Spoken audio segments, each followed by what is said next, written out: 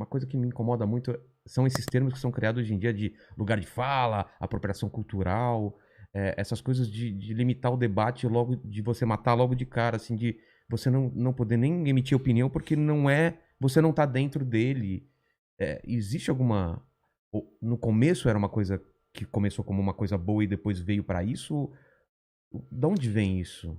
É, a teoria, isso tudo vem da tradição de esquerda pós-anos 60, pós a derrocada moral da União Soviética, porque ela só vai derrocar de fato politicamente no final dos anos 80. Mas, em meados dos anos 60, já desde 56, 57, a União Soviética, ela meio que tem as suas baixarias expostas, como uma ditadura extremamente cruel, violenta, e grande parte da intelectualidade ocidental era comunista ou socialista ou simpatizante. Então, na França, que no pós-guerra era sem dúvida nenhuma o centro disso, dessa intelectualidade, a esquerda começa a migrar para um debate cultural e para de querer destruir o capitalismo, É o que era... marxismo cultural ou Não, não? marxismo cultural é uma expressão meio que Ah, inventada, tá, não né? é... Não, é uma virada da esquerda em direção ao debate cultural de comportamento. Tá, É daí que inventaram a história do marxismo cultural é, como um conceito, mas isso nunca existiu do ponto de vista do debate da esquerda enquanto tal, entendi. né? Eu digo o nome marxismo cultural. O que a esquerda fez foi abandonar o debate econômico, porque inclusive perdeu a guerra para o capitalismo, Não digamos tinha nem assim, como sustentar, né, o e argumento. começou a discutir questões de raça, de identidade sexual e preconceitos.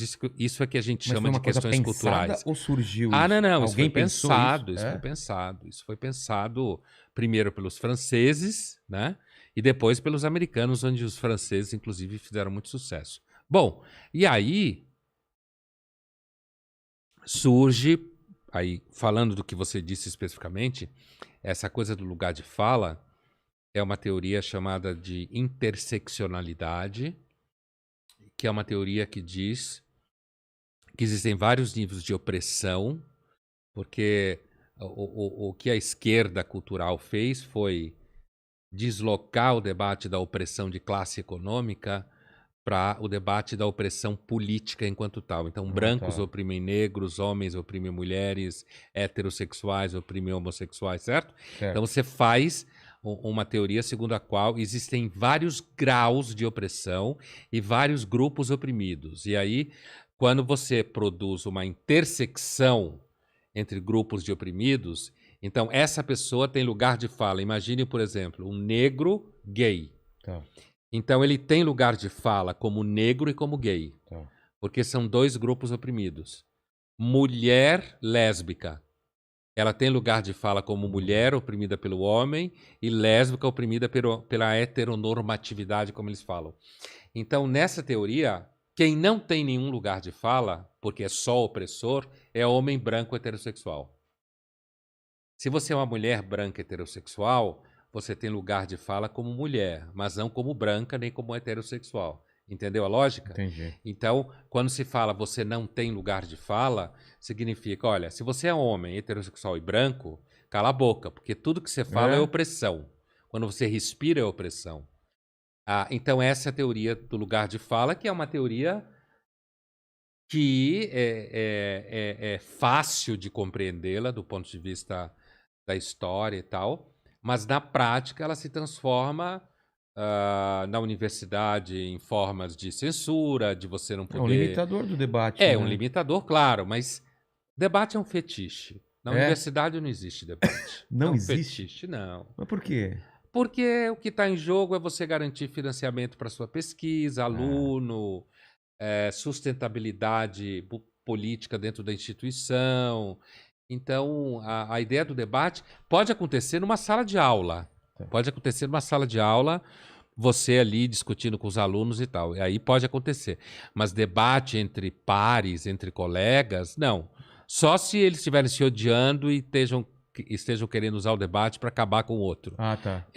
O debate acontece mais facilmente na mídia do que na universidade, Entendi. porque a mídia é mais ampla, ter mais emprego, ter mais dinheiro, apesar que também é uma miséria do ponto de vista de salário, mas assim, você tem mais opções, então, e tem também uma coisa de que o mercado, você pode agradar esse grupo, agradar o outro. A universidade, a ideia de debate na universidade é um fetiche, é coisa para inglês ver. É. E não é necessariamente só no Brasil, não, tá? Aí isso acontece em Isso todo não é lugar. só no Brasil, não.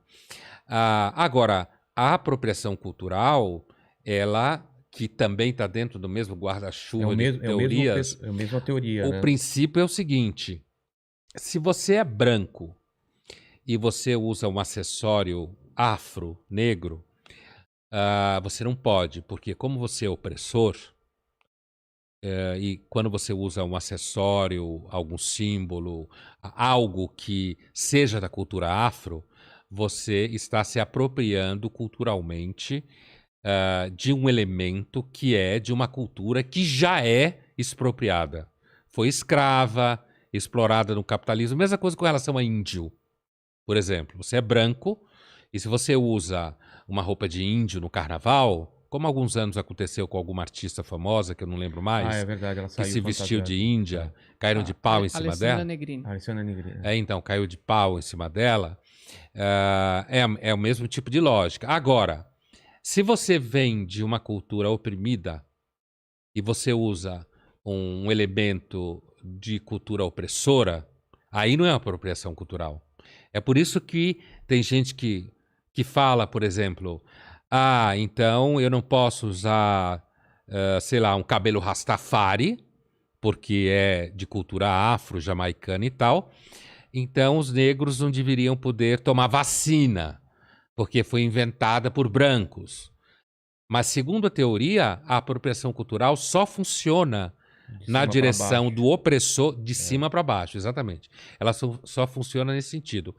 E é claro que dá para entender a teoria, mas na prática ela é um pouco. Imagina pessoas que frequentam o terreiro de candomblé que são brancas, É. elas estão se apropriando culturalmente. Então, esse debate da esquerda cultural acaba sendo uma coisa meio asfixiante. Eu preferia a esquerda que queria acabar com o capitalismo. Exato, né? Dá a impressão que estão escolhendo umas brigas tão pequenas para. É que nem a linguagem neutra. Será que essas Essa, lutas. então, é o fim da picada. São essas lutas que a gente precisa brigar agora? Não tem coisas muito maiores que tem realmente gente morrendo, gente sendo oprimida de verdade mesmo? Não é mais importante do que menine ou menina ou menino? Não sei. Essa discussão parece um pouco coisa de menino de classe média alta, né? Que faz curso de humanas, né? Parece um Tem pouco... muito tempo sobrando. É uma coisa assim meio... Tem boleto pra pagar. Então.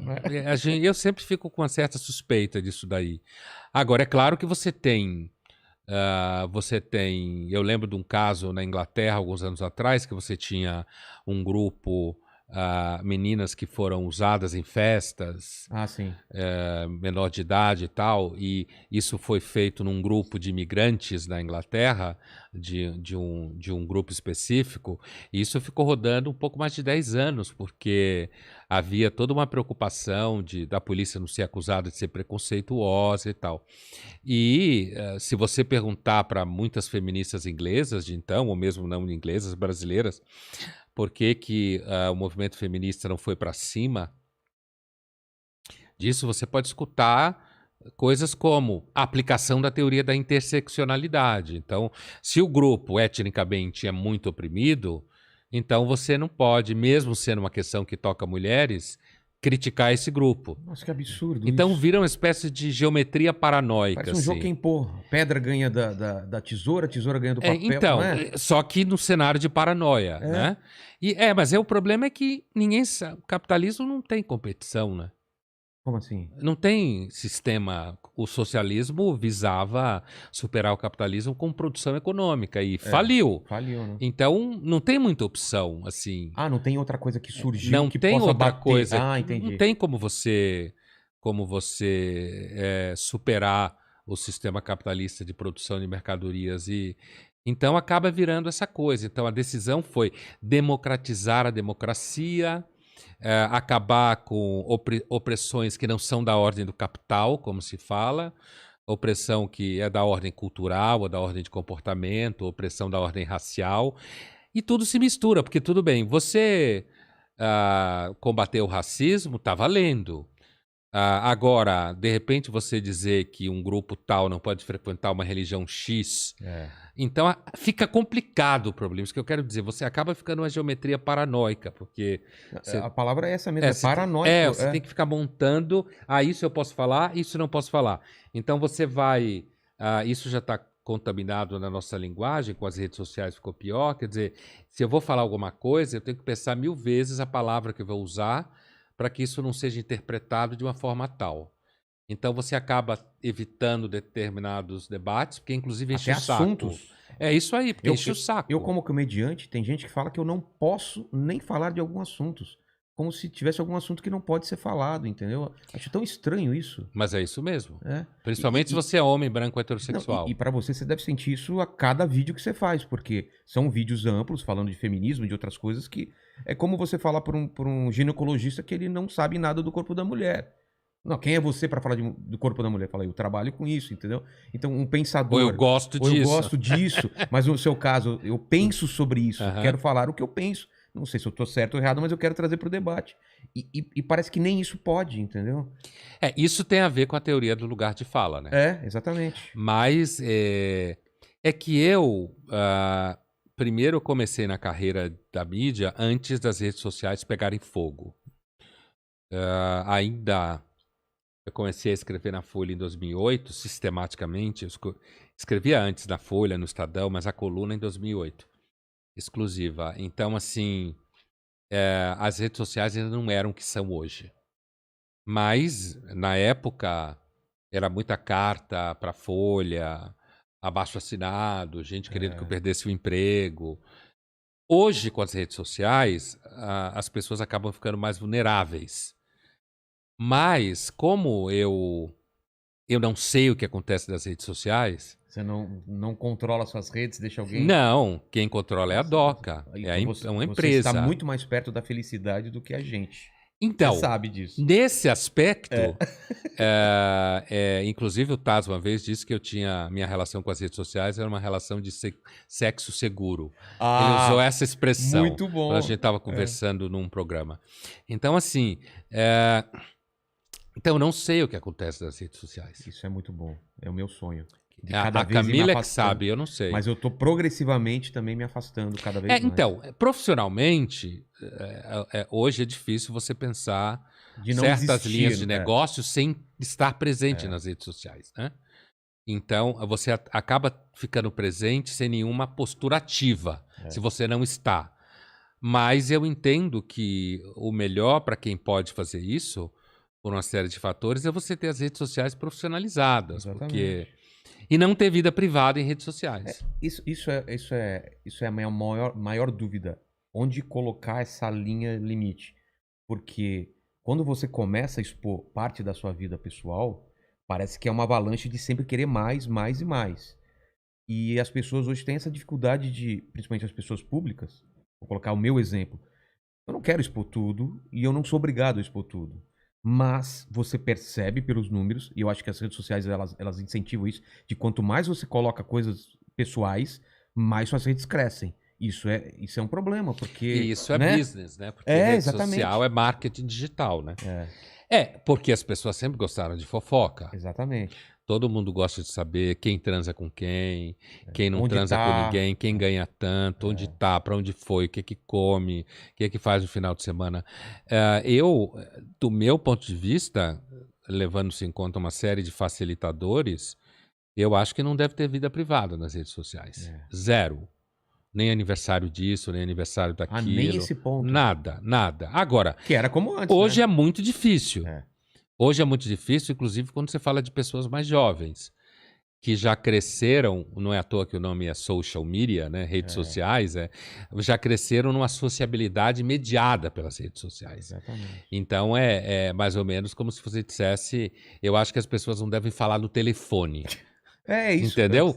Fica impossível por conta da impregnação do comportamento e do dia a dia pelas redes sociais.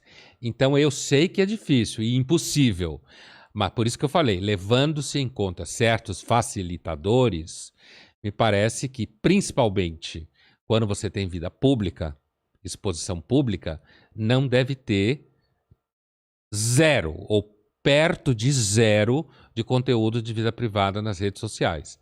Essa é uma forma de você, em alguma medida, se proteger de uma série de coisas. E do ponto de vista profissional, se você também não precisa estar você nas redes sociais, é claro, eu sei muito bem disso. As meninas sempre falam para mim que os seguidores gostam de saber coisas pessoais, que é o que você estava dizendo. Né? Gosta de saber coisas pessoais. E então, quando você dá coisas pessoais, você aumenta o número de seguidores, as pessoas engajam muito mais. Aí você paga um preço, né? Mas você está sempre pagando o preço da vida, está sempre pagando o preço. Nada é uma via de mão única, né? Não. Quanto mais você dá, mais querem. Quanto mais... você deve ter um problema muito menor de invasão de privacidade porque você não expõe, então também não tem gente querendo, falando coisas. Ah, eu acho que é isso. Não dá opinião, né? Eu não sei de nenhuma opinião. Eu não sei o que acontece no Instagram. Eu, na verdade, nunca entrei no meu Instagram. Ah, é? Se como diz, quem mexe no meu Instagram é a Camila, no celular dela, quer dizer, então eu nem sei o que está acontecendo, se alguém está falando A ou B, ou eu não sei o número de seguidores exatamente. Eu tenho um contato com os seguidores, eu tenho um tipo de contato. No YouTube, respondendo perguntas. Os vídeos que eu gravo são todos vídeos em que eu estou respondendo perguntas de algum seguidor. Então, eu falo a pergunta na abertura do vídeo. Se foi você que fez, você vai reconhecer a sua pergunta. E eles sabem que eu estou respondendo pergunta de seguidor. Entendi. É claro que eu não posso responder todas. Mas, então eu tenho essa relação com os seguidores. Mas essa única relação. Então você não... Por exemplo, se algum vídeo seu bate em alguém ou atinge alguma coisa que as pessoas tentam cancelar, você nem sabe disso. Nem sei. Isso é maravilhoso. Isso é maravilhoso. Nossa, o Twitter é o lugar mais chato disso daí, né? Eu não sei. De vez em quando eu posto coisas, elas também postam dos meus textos, e eu posto, assim, dependendo do assunto. Eu sei que tem temas que se você posta tal coisa, tem muito mais engajamento e tal. Mas eu não sei. Eu não sei o que acontece. Eu sei que tem gente que já tentou me cancelar, mas eu sempre vejo como uma coisa meio besta, porque se eu não tomo conhecimento, me cancelar do quê? Né? Então... Você não é seu público, né? Ele vai te cancelar como? Então, assim, cancelar seria fazer eu perder o emprego da Folha, da TV Cultura, perder emprego da PUC, da FAAP, que algumas pessoas já tentaram em relação à mídia, não às universidades enquanto tal. Mas já tentaram ligando, mandando... já teve situação de gente não pedindo a cabeça, literalmente, mas falando mal, xingando. Isso continua acontecendo. É o famoso, olha só o que ele falou, né? É alguma coisa assim, ou se ofendeu por isso, se ofendeu por aquilo.